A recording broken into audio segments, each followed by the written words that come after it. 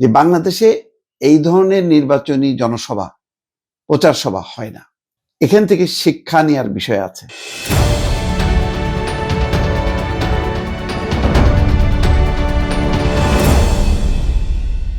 তারেক রহমান ঢাকা 17-তে গতকালকে রাতে নির্বাচনী সভা করেছেন। দেখেন নির্বাচনী জনসভায় কিভাবে পাবলিককে তিনি তার স্টেজে নিয়ে এসে কথা বলছেন। দেখেন, কোথায় পড়ো? আমি ইউনিভার্সিটি অফ এশিয়া প্যাসিফিক। এটা কাছে নিতে হবে।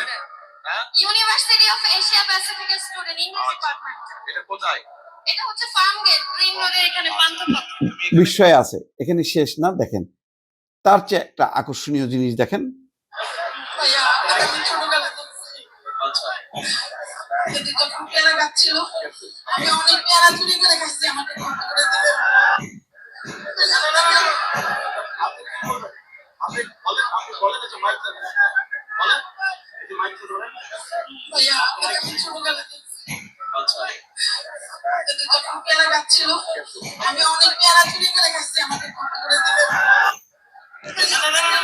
দেখছেন, মানে একজন ছাত্রী, মানে তাকেও কিন্তু তিনি দেখাচ্ছেন যে মাইক্রোফোন এইভাবে ধরো, কথা বলো, তার সাথে কথা বলতেছে। আবার একজন ছিন্নমূল মানুষ, গরিব মানুষ, তারও দেখেন অভিজ্ঞতা। সে এসে রীতিমতো প্রথমে মনে হয় সালাম করতে গেছে, তারেক রহমান তাকে আটকাইছে।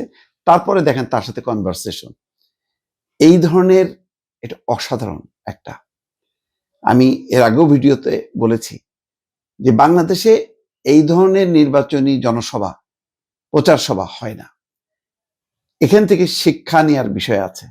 আমি জানি যে তারেক রহমানের এই পদাঙ্ক অনুসরণ করে এখন অন্যরাও তাদের অ্যাটিটিউড গুলো চেঞ্জ করার চেষ্টা করবে। কিন্তু দেখেন তিনি 17 বছর ছিলেন না, 17 বছরে কি ধরনের অভিজ্ঞতা নিয়ে, কি ধরনের চর্চা নিয়ে, জ্ঞান নিয়ে, অভিজ্ঞতা নিয়ে নতুন মানে প্রজন্মের কাছে কিভাবে তুলে ধরতে হয়, কিভাবে মানুষকে কাছে টেনে আনতে হয়, এইগুলো হচ্ছে তার ইনস্ট্যান্স।